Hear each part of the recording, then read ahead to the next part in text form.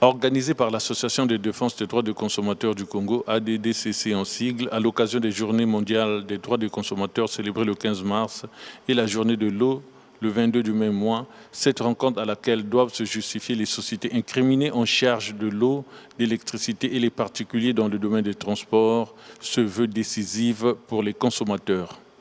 L'accès à l'électricité et à l'eau potable est un droit et non un privilège. Avec les changements climatiques, les conséquences sont alarmantes. Payer sa facture d'eau, d'électricité ou son ticket de transport est un devoir citoyen. Mais exiger des services de qualité en retour est un droit. L'accès à l'eau et à l'électricité fait partie des objectifs du développement durable. Le représentant du préfet de Pointe-Noire a souligné l'intérêt des sujets à l'ordre du jour de ces retrouvailles. Les sociétés en charge de la fourniture d'eau, d'électricité et les particuliers dans les domaines du transport ne respectant pas les droits des consommateurs ont presque été outragés par ces derniers. L'occasion était attendue par ces clients lésés. Aujourd'hui, en matière d'eau, d'électricité, même de transport, les populations souffrent. L'eau ne coule pas au robinet. L'électricité, aujourd'hui, on vit un phénomène où on a l'électricité 2 jours sur 3. Et donc, on a des problèmes quand on a des vivres au frais. Et donc, on perd les denrées alimentaires.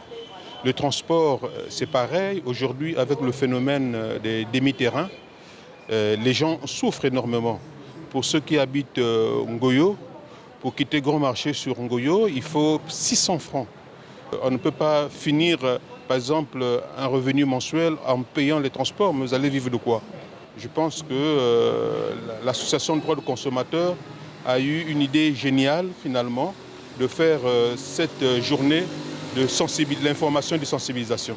Profitant de cette rencontre, la société civile représentée par Régine Goma a remis 3 machines à coudre, dont une à pédale aux déficients visuels.